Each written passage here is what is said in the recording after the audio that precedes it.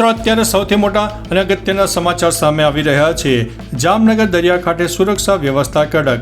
પહેલગામમાં થયેલા આતંકવાદી હુમલા બાદ હજી પણ જામનગરના દરિયાકાંઠે સુરક્ષા વ્યવસ્થા કડક કરી દેવામાં આવી છે. જિલ્લાના દરિયાઈ વિસ્તારના પોલીસ સ્ટેશનો અને ફિશરીઝ વિભાગ સંયુક્ત કામગીરી કરી રહ્યા છે. એસઓજી અને ફિશરીઝ વિભાગ દ્વારા બોટ માલિકોના દસ્તાવેજોની તપાસ કરવામાં આવી રહી છે. કંડમ થયેલી બોટોને બંદર પર અલગ સ્થળે પાર્ક કરવા સૂચના આપવામાં આવી છે. શંકાસ્પદ પ્રવૃત્તિની જાણ કરવા માટે પણ સૂચના અપાઈ છે.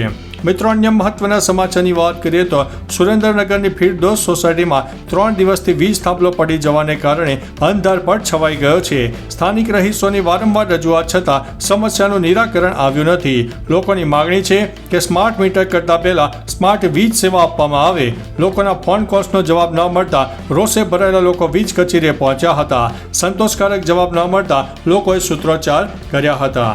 મિત્રો, અન્ય મહત્વના સમાચારની વાત કરીએ તો વરસાદમાં નવસારીની હાલત આવી થઈ છે.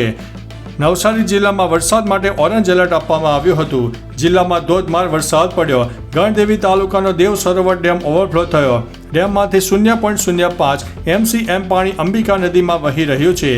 તેના દરવાજા 15 થી 20 દિવસ વહેલા ખોલવામાં આવી શકે છે. શહેરના લુન્સી કોઈ વિસ્તારમાં વીજળી પડી હતી. દરમિયાન એક એપાર્ટમેન્ટના ટેરેસ પર લિફ્ટના કેબિન કોલમ ઉપર વીજળી પડી હતી. આ ઘટનામાં કોઈ જાનહાનિ થઈ નથી. મિત્રો, અન્ય મહત્વના સમાચારની વાત કરીએ તો વરસાદને લઈને સોલર પેનલો ઉડી ગઈ. ગીર સોમનાથમાં ભારે પવન ફૂંકાતા સોમનાથ રેલવે સ્ટેશનની સોલર પેનલો ઉડી ગઈ. પ્રભાસ પાટણમાં રેલવે સ્ટેશનની સોલર પેનલો ઉખડી ગઈ હતી. પ્રભાસ પાટણમાં 5 મકાનોને નુકસાન થયું છે. છોટાઉદેપુર જિલ્લામાં સાંજે ભારે પવન ફૂંકાતા અંધારપટ પણ છવાઈ ગયો. પછી કવાંટ વિસ્તારમાં ધોધમાર વરસાદ પડ્યો. છોટાઉદેપુર શહેરમાં પણ ઝરમર વરસાદ પડ્યો હતો.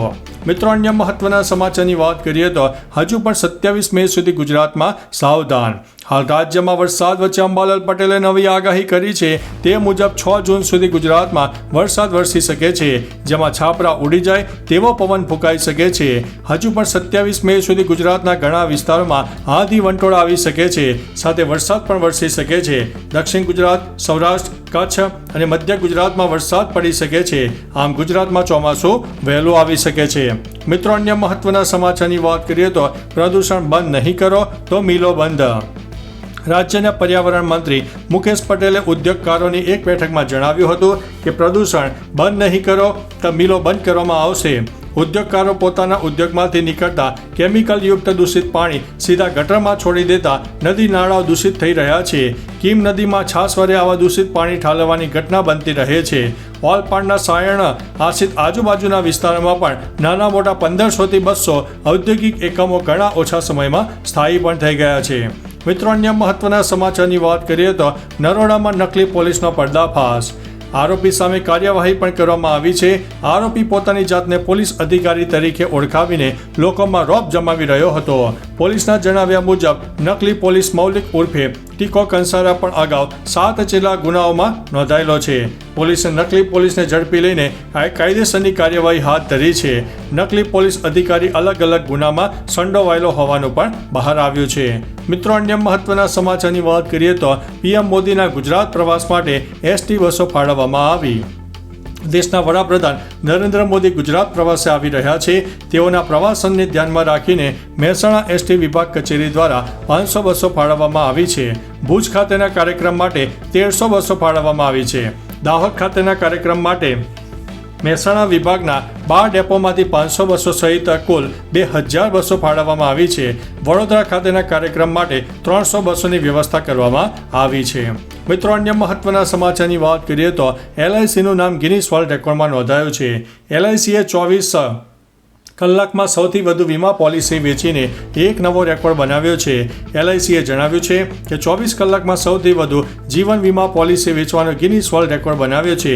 20 જાન્યુઆરી 2025ના રોજ ગિનીસ વર્લ્ડ રેકોર્ડ દ્વારા LICના નેટવર્કના ઉત્તમ પ્રદર્શનની પ્રશંસા કરવામાં આવી. 20 જાન્યુઆરીના રોજ દેશભરમાં કુલ 4,52,839 LIC એજન્ટોએ 5,88,107 જીવન વીમા પોલિસી વેચીને આ રેકોર્ડ હાંસલ કર્યો છે. મિત્રો, અન્ય મહત્વના સમાચારની વાત કરીએ તો કમોસમી વરસાદે તબાહી મચાવી.